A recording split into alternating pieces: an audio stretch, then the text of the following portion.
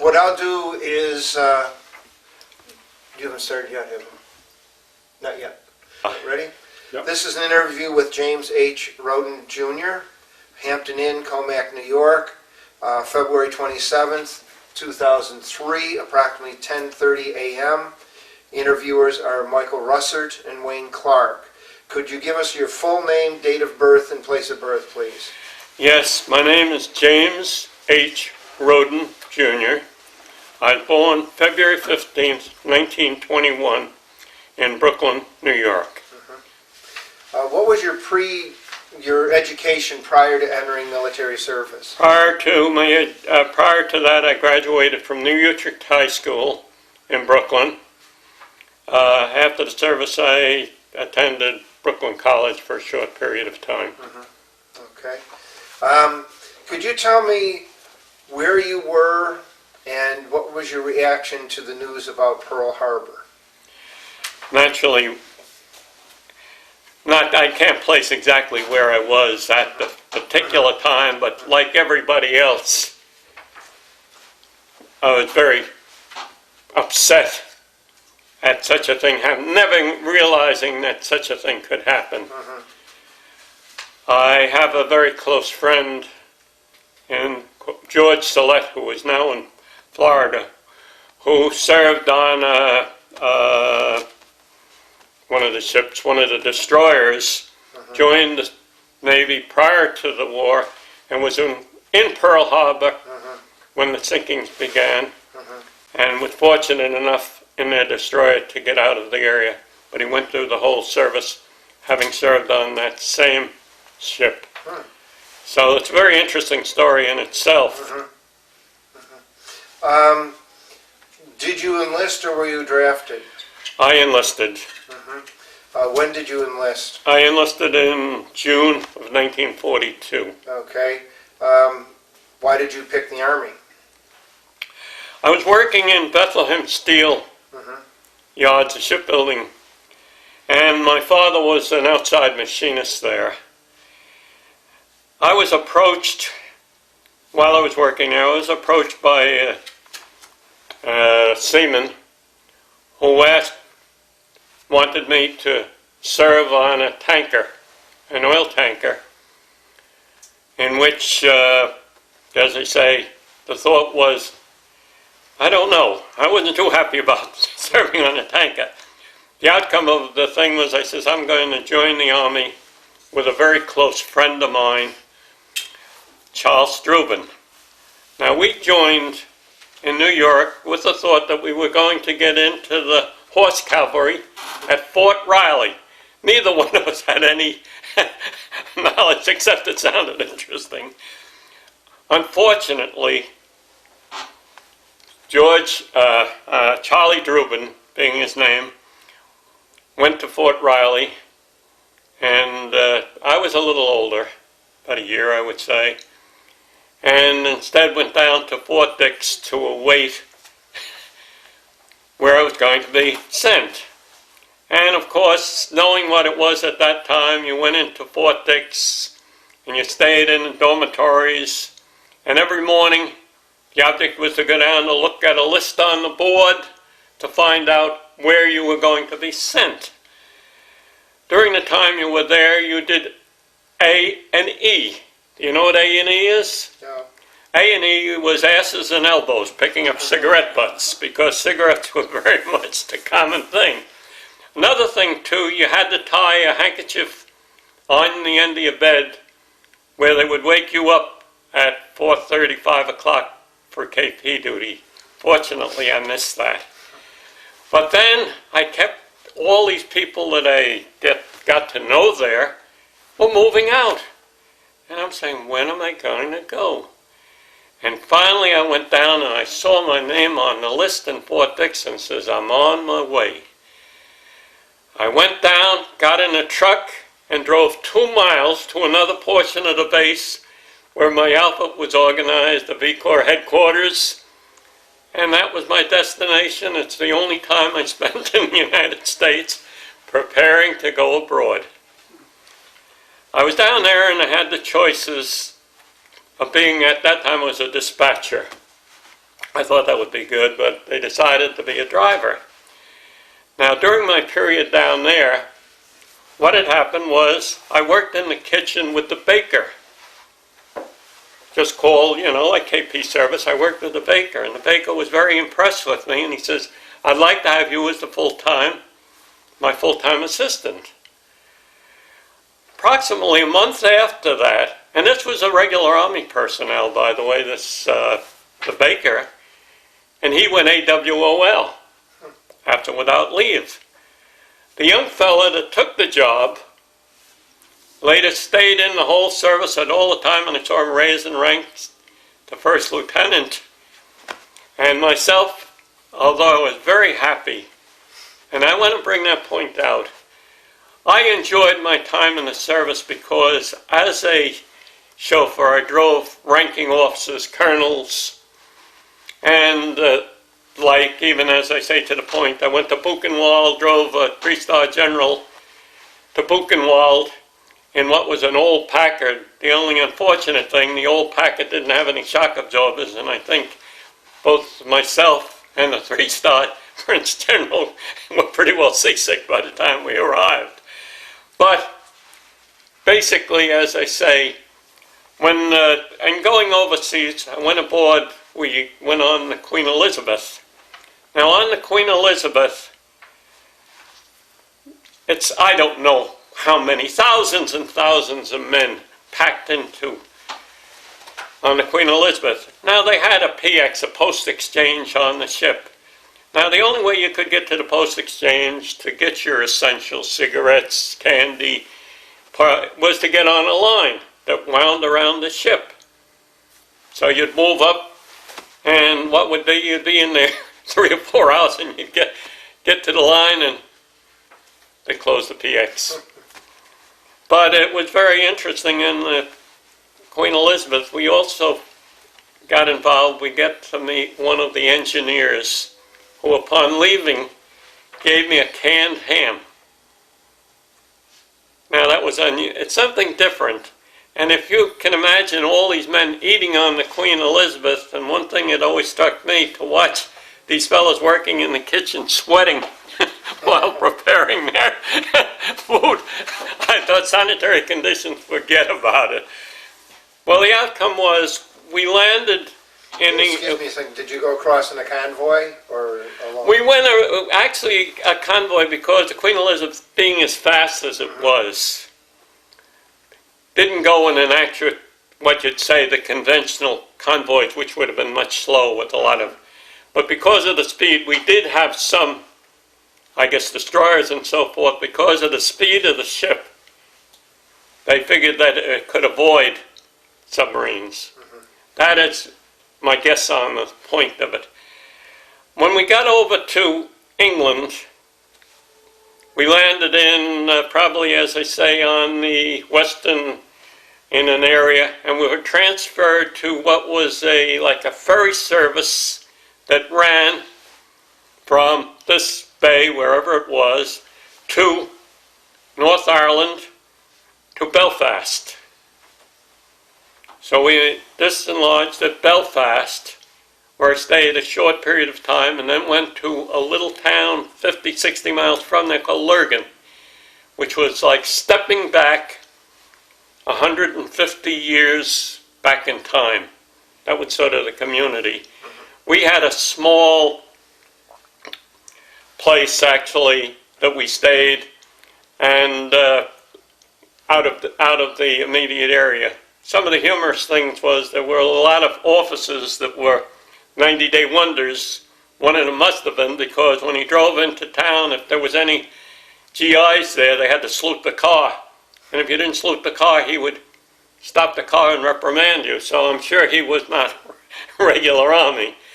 But another very interesting thing happened. They had a little dance hall in town on the 2nd floor. And on the 2nd floor, we would dance up there, and actually the local girls would be there. And one of the interesting things about it, or two of them, one was to relieve yourself, the men went down one side of the building, the women the other side, and then the men urinated on the side of the building. That was about, it was like a trough. The women, I don't know what happened there. But while one of the fellows, when dancing with the girl, happened to mention that he was a Catholic. And the girl got very upset and left. So even back in that period of time, there were a lot of prejudices. Well, anyway, from that point, we drove, our outfit left there, drove into Scotland in a convoy, went down through Scotland, and landed in Bristol at Clifton College, where we were stationed. Now, Clifton College was almost like a cathedral setting with this beautiful building, with buildings with dormitories, and actually it was a boys' school. And it was one of these places that even later on, the V Corps was the highest headquarters until First Army decided to move in and took over our quarters, and we had to move out to a base in Taunton, about 60 miles. But this place was so beautiful that the Queen visited there, Eisenhower stayed there, and a little sideline to that. A number of years ago, our family, Gloria and I, went over and visited with friends from Bristol. They called Clifton College and mentioned that they had a soldier there that had stayed at Clifton, and I was invited to come over, and I was greeted by the head of the school and all the formality and all. And being a private first class, they gave me a little show, and he turned me over to a young fellow that took me around to show me the grounds, to show me what difference it was. But then later on I learned that 2 weeks before, one of the big American generals had been over. So I guess that the head of the school decided that, after all, this was a POC, we'll only give them limited view. He turned me over to a young cadet who took me through, which was very interesting. But we enjoyed meeting the people. They treated us so wonderfully over there. So during the time I was in England, I drove a sedan. Now I took offices all over the south, primarily the southwest portion of England. Interestingly enough, we went down to the moors, if ever you've heard of the Dartmoors. And here I drive these offices down in the Dartmoors, and I would sit in my car and watch these GIs from, I don't know, the 29th Division crawling around. And the moors are very damp and very cold. And I could see these fellows look over and say, what is he doing? And I'm watching these fellows. Well, anyway, that evening, we went to a very famous inn. There was written up, a story was written on it called the Jamaica Inn. I don't know if you've ever heard of the book, but it's by, I don't know the author, very famous author. Jamaica Inn was a small inn located in the moors. And what we did is, I slept in the heroine's room. And the heroine was one of the leading stars, English stars. And I slept in her room under a down quilt and all the fixings and all. And the officers stayed in another room. The outcome was that a number of years ago, when Gloria and I went back to England, we decided we'd like to visit the Jamaica Inn. The Jamaica Inn was now a big attraction to tourism. With all the stores and all the fixing that go on, I says, you know, I stayed in this Jamaica Inn. I says, I slept in the heroine's room. Oh, that room's not here anymore. They blocked it off with a wall. So this thing became really just a tourist attraction. Disappointing to us. Well, that was my service connection. Another thing, I took officers, and we stayed in a beautiful hotel in one of the seasort resorts in England. And all the people in there were high-ranking English officers. I'm talking about top people in that, plus my colonels. And they treated me very well because they gave me I was in a separate room, was better than the room that the colonels had. And I had this room, and I had my clothes. They took my clothes and cleaned them and pressed them. The only thing is, with all these officers, actually being an enlisted man, I had to sit by myself. I was in the same room, but I couldn't. Never shall they mix, it's the way it was in the service. So I sat there, and when it came to dancing, there were a lot of young girls, and I got up and I lindied. Some of these fellows were past the lindying stage, so I had a very enjoyable time. But this was the outcome of everything in England that I did. There was an enjoyment in regards to me. I enjoyed this period of time because of the fact that I saw so much.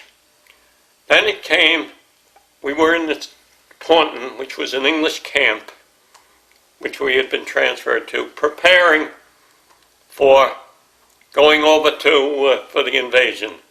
Naturally, as a driver, I heard conversations in the back, but generally I was primarily interested in my driving, and a lot of stuff would go over my head.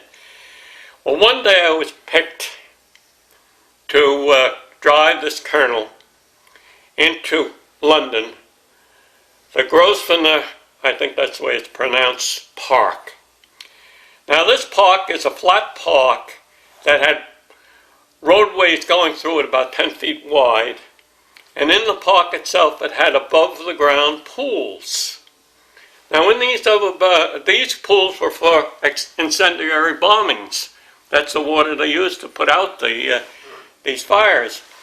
Well, here I pulled up into this area about 10 feet wide on these roads, and I'm behind all these limousines, English limousines, all black, and I've got the only GI 1941 Ford, I think it was the last production, and there it is, my car there. So my officer left. Little did I know that these were probably final preparations for the invasion. So what I'm doing, I'm sitting there, I'm getting on. I had a bucket in my car, I had a bucket and a brush. So I went over to one of these overground pools. I took a bucket of water, went over to my car, and started washing my wheels. Now there was only 3 feet on the other side of my car, and all of a sudden I heard, I looked up and there's a general. And here, I hadn't seen a general before. And I snapped to attention, and I dropped my bucket, and I slowed him. He says, "At ease, soldier." And he passed by.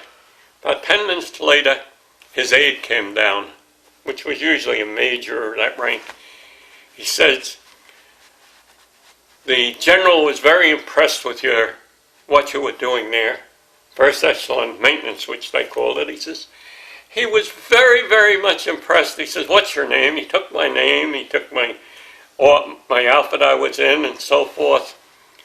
It turned out, and in the book I have the letter that was sent to my our headquarters. We had a captain and a lieutenant from headquarters company. And the embarrassing thing about the whole thing was I was called out before all our men to let them know that while armed with a brush and a bucket of water, I was commended by, and his name was John Lee, commanding, and it'll tell exactly what his title was. And so then I had to go through the embarrassment of all our men telling me that, while I'm with a bucket and a brush, how I had achieved some form of fame. Well, that was right after that, and a short time after that, we were transferred down to Plymouth for the embarkation. And after you go into Plymouth at that time, it was just a soldier after soldier, an outfit after outfit and outfit. And we were loaded onto, I was there for about a day, and we were loaded on with a reconnaissance vehicle, which I had on the deck of what would be one of the invading tramp steamers. I had to load on, and we were up on the upper deck. And knowing how history was, it was supposed to go off on June 5th. And the waters were so rough at that time, they decided they canceled it a day. And there was a little period of time that they had that the decision had to be made by Eisenhower that it would be on go.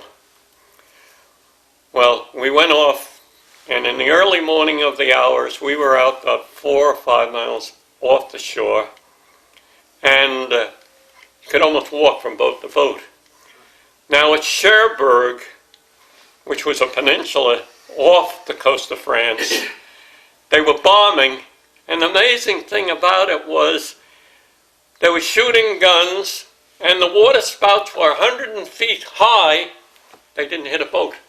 It was just by fortunate, nothing was hit. Now, some of our outfit went in. Headquarters company was not a fighting outfit, let's put it. We weren't a fighting outfit. We were supposed to be, if not including myself, the brains of the operation. Some of our men went in equipped with pistols. That's all they had, and to see what was. So I went in on D+2. Now, the waters at that time, the swells in the waters, you'd be on the deck, and you'd go down onto a landing barge, and it would be like this. And unless you made the correct move to bring your reconnaissance vehicle on, you would. So I got on the reconnaissance vehicle, got to the shore about 4 feet in water, and you may have heard that we had to sort of waterproof our vehicles. Have you heard about the waterproofing? Where you used a substance like putty and you had to waterproof your vehicle. If there was any oil or anything grease, that would break through. Well, anyway, when I got off the landing barge, I kept my eyes right on the vehicle in front of me. I wasn't going to run over mine. I'm going to stay right behind them. So my eyes were concentrating just on that. And we went up, landed, and at that time they cleared the position getting up into the higher elevation. Got up into the higher elevation. I never moved my vehicle again from there because salt water had got into the transmission and so forth. The vehicle was of no use. But naturally then I was a Jeep driver in the time. In the initial phase of that, the thing that always, people you don't hear too much is, that was agricultural country. And this was June. And so many of the cows had been killed that they were laying belly up, and in the heat, their bodies were exploding. Actually, it was to that degree. And we had to dig our own trench by our cars, and we were down. I didn't want to be involved. But while I was in that position, and one time with the Jeep, a German spy plane came over, a very small plane, probably came over, probably very foolishly. And I was on one side of a wall, and they shot him down, and that plane came down right on the other side of the wall, probably within 50 feet of where I was, and exploded and all. So that was as close as it could be to being personally involved. Well then, Excuse me a minute, what kind of, which beach did you come in on? we came in Omaha. This was Omaha Beach. Did you have any weapons with you? The only thing the only thing we were equipped with as drivers was a carbine, and during our service, I didn't fire that thing. I fired that thing only a couple of times during my whole war period, because a driver wasn't expected to be a fighter. He had to be driving. A carbine was nothing, but we all had a carbine with us.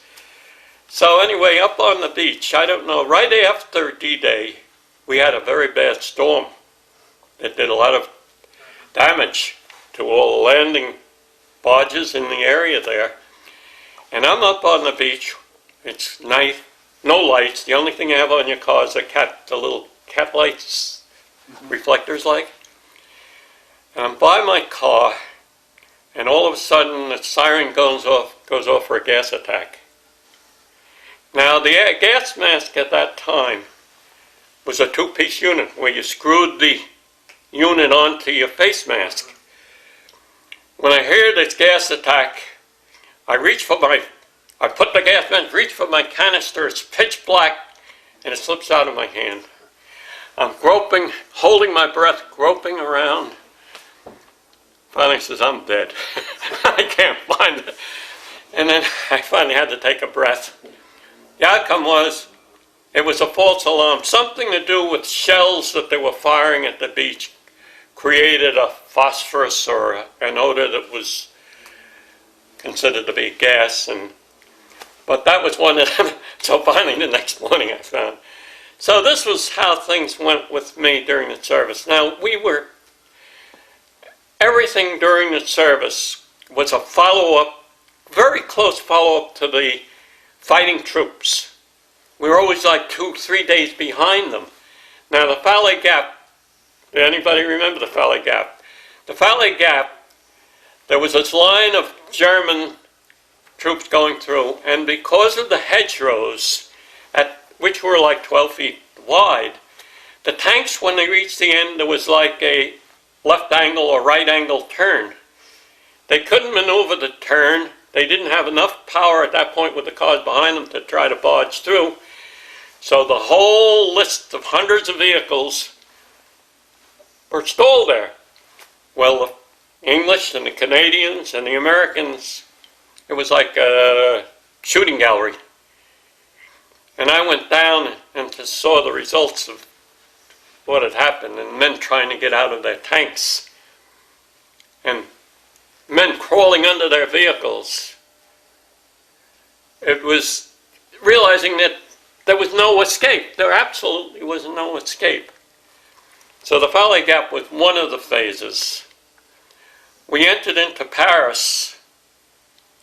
We followed them into Paris maybe a week later. We were right outside, the headquarters were right outside. We entered into Paris. Am I going on too long, or are you finding? When we got into Paris, there's one thing with a headquarters company. You have generally a colonel, you might have a major, you might have 3 or 4 officers, you have a sergeant, so there might be 10 men in each grouping of this officers. Well, any lower ranking, like a sergeant, could call for a car. He could call for a vehicle. So this fella called, one of the sergeants called for a vehicle, and I had the reconnaissance vehicle. And he came with 3 others, and we went into Paris. And what they primarily there thought was looking for a house of prostitution. That's all they were looking for. We went down the street. None of them can speak French. And they were trying to make it. They knocked on doors, and people didn't acknowledge them. Finally, somebody acknowledged them, and this is very interesting in the fact we were taken up to this room. All of us were taken up to this room. And in this room, the man in charge, I assume, was as German as you could, with the strong accent and everything. And his madam was a platinum blonde that could have been Marilyn Monroe or a beautiful woman. Well, what they did is they brought out all these little items, articles to eat, and made it all good, and then the fellow started disappearing to different rooms and so forth. My biggest worry was that was my car down there, and if that car was stolen, I could have been court-martialed.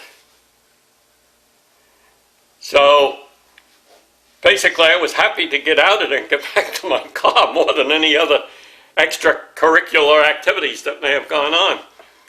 So we got back to the base, and that was just one of the sidelines of Paris. We moved on into Brussels, or we went into Liège, which is also in Belgium. That's where our location was. And in Liège, the buzz bombs. And before that, I'll bring a point. We were out in the woods one time, and these buzz bombs would come over at a low altitude. Put, put, put, put, put, put. And at night, you'd see the flame. And once that flame stopped, you knew that thing was coming down. So at least you had some warning. But then when they came with is it the V2? Is it the V2? There was no warning to that thing at all. And you would go into Liège, and all of a sudden, you'd hear this explosion and it blew up a whole area. And so these were very fearful, and fortunately for us that as much as we may talk about the A-bomb and all, we were very fortunate because the Germans were very close to that. And if they had accomplished what they set out to do, I don't know if there was an answer at that time, because those V2s were very destructive. Moving on in the story, we went to Eupen, E-U-P-E-N. The Corps headquarters moved into Eupen, which was a village town. The motor pool was always separated from the headquarters. We had our own building, we had our own cars parked and camouflaged and all. Well, this was at the Bulge, and the Bulge was in December. What was it? December of 44? 44. Now, we had heard that our general, I think it was General Giraud at the time, if it got any worse, General Giraud they were going to fly him out. Now, interesting in the motor pool, not being fighting soldiers, we had to guard our own perimeter. So we're up there at night, there's no lights, and you're looking out. And you're supposed to keep a space between soldiers. Now these soldiers with carbines are down there in the snow, and you can see them coming closer and closer together. They wouldn't have known what to do, they didn't have a chance. But fortunately the Germans broke through just south of the area. So they didn't hit Eupen itself. And the story goes on as to, fortunately, we got out of this period, and driving through, we saw all the damage that was involved. Going on, moved on. We moved into Germany.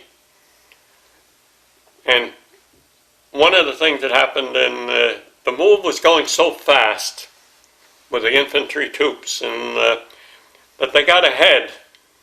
And I had to bring a message, or I was called to bring a message back 15 miles to an area that had just been taken. And it's at night. And my closest friend in the service was Joe Lewis. And he followed me in a Jeep. We went back. And because of all the ruts caused by the tanks, I got a hole in my gas tank. And I'm losing gas. And I'm thinking, where am I going to end up with this thing? I got into a little village and tried to ask directions with a little German that I had. And he directed me to this old mansion, almost like an old mansion. And the woman of the house let us in, Joe and I. And we went into this house, and the woman had lost 5 sons to the war. So she gave me a room on the first floor, and Joe was in another room. I had my carbine by my side. I slept. She was very nice, by the way. I mean, compassionate, but we were young men, and I slept in that room on the first floor with these huge type windows, and Joe slept in another room. I didn't get a wink. I didn't sleep one wink. The next morning I said to Joe, how'd you sleep? I slept like a log. He must have been in a more secure place than I was. So anyway, but this was worrisome because we were all on our own, I figured if anybody had been left behind. Well, from then on we went into Germany, and our outfit then was at a point where they decided that they needed men in the Pacific, and because V Corps had been there, the headquarters had been there so long, they decided that they were going to ship them back to the States with the possibility of sending them on to Japan or, to the Far East. A handful of us remained with the Corps headquarters and were transferred, and I'm talking about a handful. We had to go with our men to Le Havre. Then we had to come back to Pilsen, Czechoslovakia, just a few of us. Got back into Pilsen, Czechoslovakia, and we were given like a motel room. We were assigned to the 102nd Mechanized Cavalry, so he ended up in the cavalry. And at that time I didn't know it was still part of the Corps. But the idea is we were in this motel type room at the end, and the Pilsner is known for its beer. We would get an eighth of a keg of beer and sneak it into our room. We also were put in charge of a little rest center there in Pilsen. And in this rest center, the soldiers would come in and just relax. But we that were running this place, we would come down, have our nails done, and for a short period of time it was good. It was good. But what they did is they had a theater in Pilsen where they showed classical opera. And the GIs would go to this opera, and a lot of the notables, including officers, high-ranking officers, would go to this opera house. Now the GIs weren't interested in this stuff, and what they would do, they were up in the balcony, and they'd blow up condoms, and had the condoms floating over them. And here they were, of course, nobody was really reprimanded, because how are you going to pick on who was doing it and how many were doing it? So the outcome was that the war, I think it was May, maybe you have the date, May 9th, well, an officer called me, the official surrender point for those Germans that were coming from the east to get away from being captured by the Russians were coming east. They were coming west, rather, to get away from the Russians. They didn't want to be captured by the Russians. Pilsen had built up a place where they could surrender. I got a call, and its major, who was the aide to the general, and I'm assuming that it was the 102nd Mechanized Cavalry General, that he wanted to get some souvenirs. This is conjecture on my part, because what else other reason would be? When we got to this line where the official surrender was supposed to be made, there was an order, probably, shoot anybody that goes past this line. They were just making it, nobody was supposed to go past that line from any of the GIs, The major says, well, we'll go around. So what we did was we bypassed it. We came back, we took some dirt roads, got up about 5 miles further. There was me, the major, and there was an interpreter in the other car with another man. We came to a little bridge, little stone bridge. Not very long, I'm saying maybe 100 feet, 150 feet long. And I'm on what would be the eastern end of by myself. My major's wherever he is, he's around the area. All of a sudden I see trucks pulling up with these disheveled-looking German soldiers marching, coming along the road, looking in terrible shape. Going through their minds, this is the official surrender point. My car is 50 feet away from me. My carbine is in its holster. These Germans come up with their guns like this, and I can't speak enough German to know what I'm talking about, and I say, "Setzen the Schützen here," this is the word I use. And the pistol put in my car. Well, first thing you know, there's a few of them. Then there's more of them. And I have what would be the equivalent of a haystack of rifles. So you can imagine how many people. The Jeep, in the floor of the Jeep, was all the pistols. Foolishly, I never did ask for photo apparatus. I should have asked for cameras at the time. So we're there, and this is going on, and more trucks are coming up.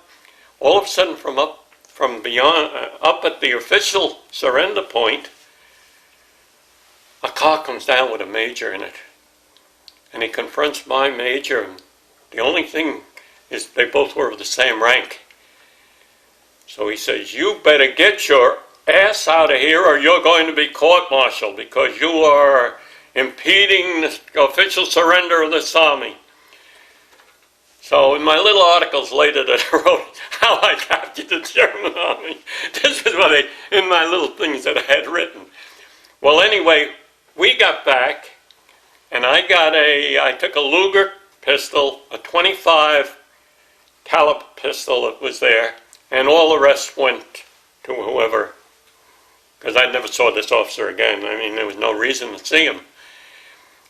And the next day, I had to go up to the official surrender point, and there, by the thousands, were all these German prisoners in these cages, you know, on each side of the road. So I'm saying, my gosh, so probably, as I say, that was the highlight of my service in the. And for the humorous things, there was a lot of humor in the service too. We hear about the heroes. What is a hero?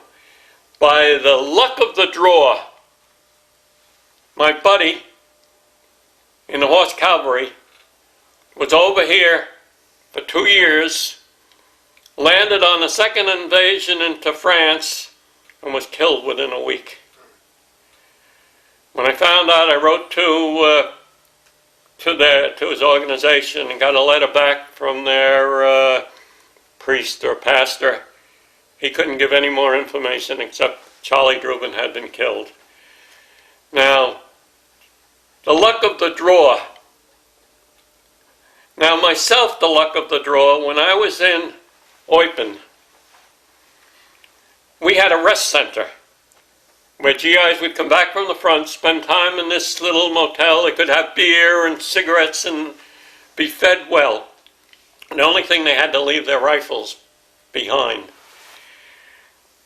There was another Jeep driver and myself, and we were asked, and how it worked out, he was asked to go and pick up rifles, fill the Jeep with rifles, and bring them up to the rest center at the break, where the breakthrough was. He never made it. If you recall, German paratroopers were jumping all over the place, and these were 16-year-old kids in many cases. They were the young Germans. He never made it. So I think the luck of the draw was I would have had the same experience, but he was the one. So I went through the whole service without a scratch, had my close shaves, ducked many a times, going to areas that I was concerned about because knowing what might happen, but nothing ever happened. So I think it pretty well fulfills the fact that that was the end. The only other point was I ended up with a perforated eardrum. When I got into home, wherever it was, I don't know which camp it was, I tried to disguise the fact that my ear was draining, because I didn't want to stay in the service any longer because of it. And the doctor who inspected me says, you are, you have a bad ear there. He says, and whatever it was, like 10% disability at the time, which I got out of service and I got compensation for about 3 months or so. And then the government cut back on the 10% disabilities and cut me down from, well, a nominal amount to nothing. And so many of the GIs, after they got out, because the whole system was array in regards to your government insurance, the $10,000 insurance, and because you had no way, you couldn't find answers to what was happening, I dropped mine and took out a policy with an agent and was very sorry after it. But however, in later years, anybody with a C number could reinstate their $10,000 insurance policy, which I was able to reinstate. How many years later was that, Gloria? 10? No, longer than that. Longer than that. Reinstated my policy, which is the premiums have got to the point that what I got in the additional monies have exceeded, that it has built up tremendously, and I have the policy and I'm very happy for it. having dropped the first one, but being able to reinstate that $10,000 policy was a great asset. When were you discharged? I was discharged in October of 45. Did you make use of the GI Bill? Well, I think we used it for the house, didn't we, Gloria? Yeah. The house. I didn't make any use from the educational benefits of it. How about the 5220 Club? 5220, yes, we used the 5220, didn't we? I wasn't That was so married. much, I wasn't there then. yeah, we married later. Which in a sideline is very interesting. Well, It's all right. interesting Sure. and personal stories too. My wife, Gloria, and my sister, Elsie, were closest friends. My parents would always say to Gloria, you wait till Jim comes home. He's going to be a good husband. You wait for him. I was 8 years younger. 8 years younger. Well, when I got home, I didn't knew anybody back here, really. I didn't have any attachments or anything. And my sister said, let's go to a movie. She says, do you mind we take Gloria along? And I says, yeah, that's fine. So we went to the movie. The following week, same thing happened. We went to the movie. Third week, we got back to the house, and I told my sister, I said, Gloria and I are going out together. We went to Sheepshead Bay to one of the seafood houses and had a beautiful seafood dinner. And that was our beginning of our relationship. Gloria, by the way, was a nurse at Kings County Hospital. Went to nursing school then, yeah. in Kings County Hospital. And so that was the beginning of our relationship. And when we got married, finding houses was so very difficult. At that time, it's amazing. You think that they weren't available.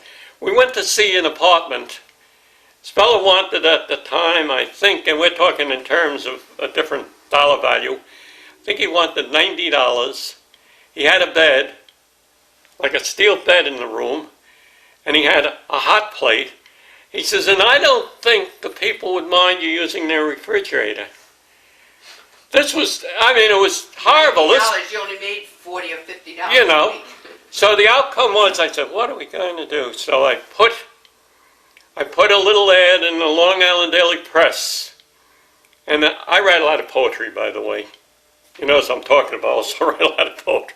So in the press, I says, it would be heaven sent if a young couple could rent 3, 4, 5 rooms to $50, some figure like that.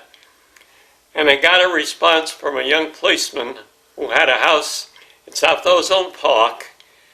And in South Ozone Park, it was up, we had 5 rooms with a little, also an attic room. And what was it? Bergen? No, was it Merkin? Merkin.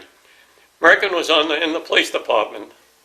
And what he would do is, when he was on nights, at 3 o'clock in the morning, he'd holler up the stairs, Jim, Gloria, I got hot bagels, come on down. Well, we were with them for a lot of years. Well, not a long time, until eventually we moved. You didn't tell him how we got, well, when the guy called us up about this apartment in Levittown. Oh, at Levittown, the guy called up and wanted to, we could get a place in Levittown. We went out, we met him in a bar, and We had to give him a deposit. we wanted a deposit. We decided maybe this was not.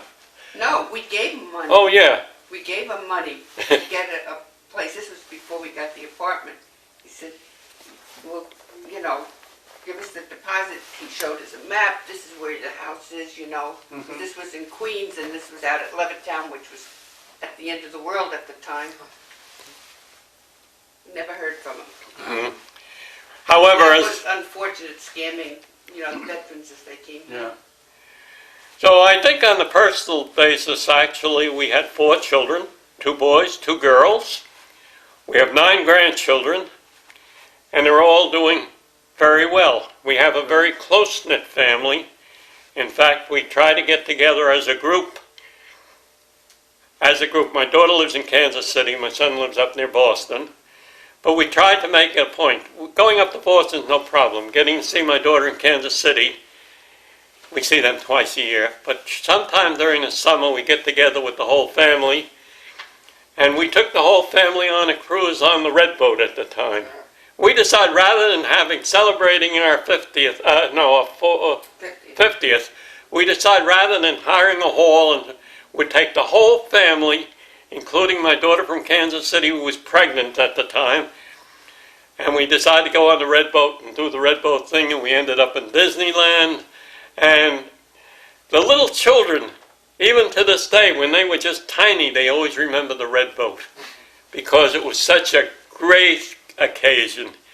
So now, even last year, we got together with the family, and the kids put on their little pageant. They have their instruments, they play instruments, they have a little parade going around.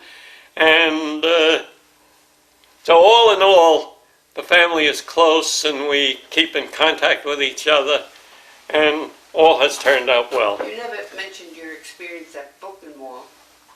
All right, yes, I was going to ask you. Oh yes, in Buchenwald, we've seen pictures of Buchenwald, but nobody can really, when you go into Buchenwald and you see these bodies of emaciated people, or even the living that are the living dead, where their wrists are the size of the handle of a baseball bat, I mean, this type of thing.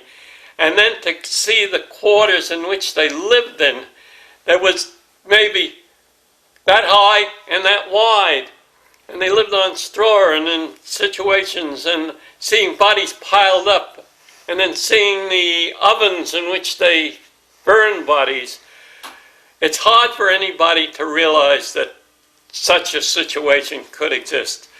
Naturally, you see it in movies and all, but to have seen it and been there and realize what they had gone through, and may it never happen again that such a thing should happen. And I think that's a lot of the reason why in the situation today, we're fearful of the fact that if we let any madman control this world, that such things could happen again. So, Did you ever keep in contact with anyone that you served with? surprisingly, no. The only one that I kept a little bit was Joe Lewis. Joe Lewis was my closest friend, lived down at Mount Holly, and we did visit him. And then in time we lost contact with him. Because our own personal friends, we had when we lived out in, as I mentioned, in South Ozone Park, my group of friends from out there were a very solid group of people. Unfortunately, and I bring this point up, most of my personal friends I've lost through emphysema or lung cancer. A lot of the reason for this is, and nobody knew it at the time, but cigarettes were so easy to come upon. In the service, I never smoked. I exchanged my cigarettes for candy. And one time while I was in the service in England, somebody stole my candy, and I found out it was a sergeant motorcycle driver who was pilfering the candy. And later on, I heard that he was killed, was hit by a truck or something. And as I should say, because I'm not that type of person, I wasn't that sorry, because I think he got what he deserved, but not that much. But however, as I say, these are things that happen, but I'm so happy that I didn't smoke. And drinking socially, the only time they knew I didn't drink. So when we were in this camp in Taunton, the fellas decided what they were doing, they were going to get me drunk. So giving me doubles. And first of all, I had enough of them, and first I was ready to collapse. They threw me in the back of a 4x4 truck and had me delivered back to the camp. The driver let me off at the gate, and I went into the camp, and I kept ending up at the front gate. And it was about a quarter of a mile to my barracks. And I kept ending up at the front gate. And finally I did get back to my camp, and we had cots. And I got into my cot, and when the other guys came in, they turned my cot over. I'd get up, I wouldn't say a word, I'd get up again, and then they'd turn my cot over. So that was the first time that I would say I was out of it, and they could have done what they wanted because they had got me to the state of beyond my control. Did you want to show us some pictures? Yes. You're welcome to see it. Well, No. if you held this one up to show, I think that's you in here. That's me in there, and that. And just hold that up to the camera, Wayne can... Yeah, just hold it in front of you. You don't have to bring it up in front of me. I can zoom in on it. Okay, that's you in the bottom? No. This is he Oh, here. That's my friend Joe Lewis, I believe, in the bottom. Okay. Yeah, if you just take and just hold Angle it hold more up that like way? Yep, that's better. That's Joe Lewis in the bottom, and that's you and your... This is my cousin Bill. His name was Bill Bailey, by the way. That name should be famous. Okay, got it. Now, the one that I thought was impressive was this letter from General Lee. You gave Can us you- a copy of that. Oh, you have a copy of that Yes, one? sir. Oh, you have that. They sent Fine, us a copy fine. of That, that, yes. now, a lot of this stuff is not necessarily of any... The way they worked it in the service, if you notice, in cases I was into Paris 4 or 5. Oh, here's a little story that may be interesting, and I would like a follow-up on this if anybody knows. While I was in France, a young soldier I met went over the hill, went AWOL. I drove back to Paris a number of times with officers on business purposes, and when you drove back, you got passes to go to the cafeteria on the Champs-Élysées and all. They had passes for almost everything. Who came up to my car was this young soldier. And the young soldier told me, he says, we have a group here, larger than you think, of all those soldiers, GIs that went over the hill. They are large enough that what they did is they had copies of all the passes to the cafeterias. They had IDs. They had all this. And he says, I want to let you know, he says, as far as equipment is concerned, we have every major piece of equipment that you could possibly think of. Not only in the idea of fighting equipment, but derricks and equipment like that.